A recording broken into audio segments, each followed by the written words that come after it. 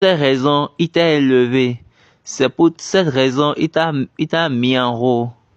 Dieu ne t'a pas élevé pour que tu puisses prendre vengeance. Non.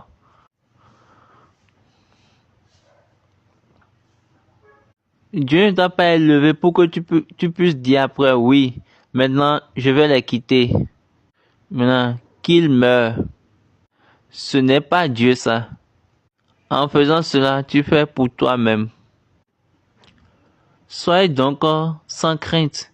Je vous entretiendrai, vous et vos enfants. Et il les consola en parlant à leur cœur. Et Baba dit, est-ce que vous voyez?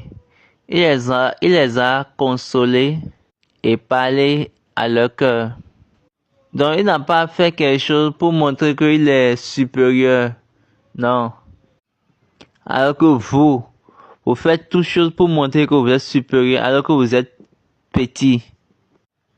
Il les a donné la consolation, le confort et les a parlé à cœur avec eux. Est-ce que vous voyez quelque chose? Continuons. Joseph demeura en Égypte, lui et la maison de son père. Il vécut 110 ans.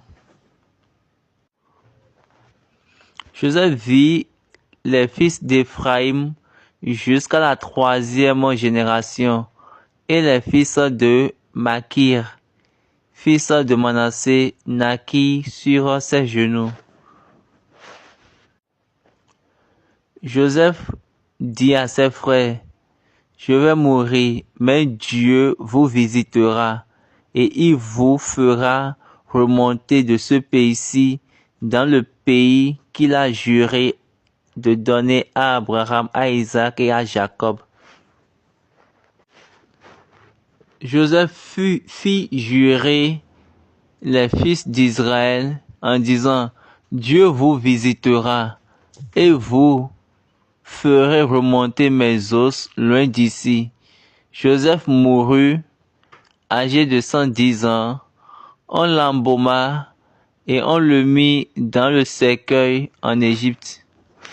Et Baba dit, waouh, waouh, waouh. Il a 110 ans. Il a vu la 3e génération de ses enfants d'Éphraïm et la personne qui va devenir la tête après lui en suivant la ligne de Jacob son père. Mais il a